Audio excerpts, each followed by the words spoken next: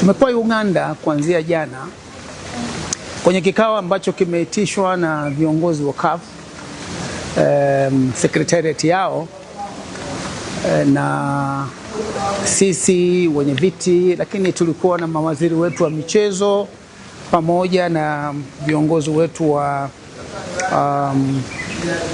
vyama vya mpira wa miguu katika eneo letu hili la Afrika Mashariki. Kwa pamoja tunaita pamoja.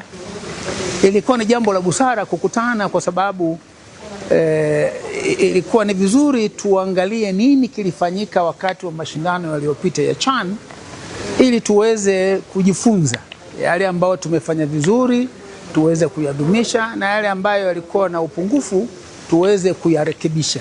Kwa hiyo ulikuwa ni mkutano muhimu sana ambao tulizungumza kwa uwazi kabisa kuhusu nini hasa tunatakiwa tufanye, maana mwelekeo sasa ni mbele, ili tufanye vizuri kwenye mashindano hayo yanayokuja ya AFCON. Tumezungumzia masuala ya miundombinu, ule upungufu ambao bado upo kwenye miundombinu, na upungufu ni kwa maana ya kufikia vile viwango ambao vinatakiwa vya uwanja wenyewe kule kwa kukalia na ndani, jinsi ya kuingia, lakini pale pa kuchezea, utayari wetu kwenye mahoteli, maana tunategemea kuja kupata wageni wengi, na hilo ndio jambo lenyewe ambalo tunalitaka.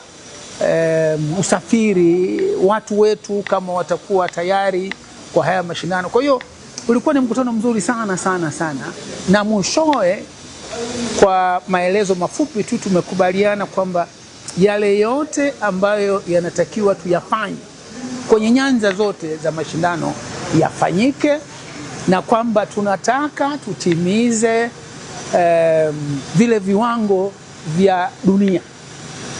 Tunataka watu wakitoka eneo letu hili, wakitoka Kenya, Tanzania, wakitoka Uganda, waseme tumetoka kwenye mashindano ya AFCON ya mwaka 2027.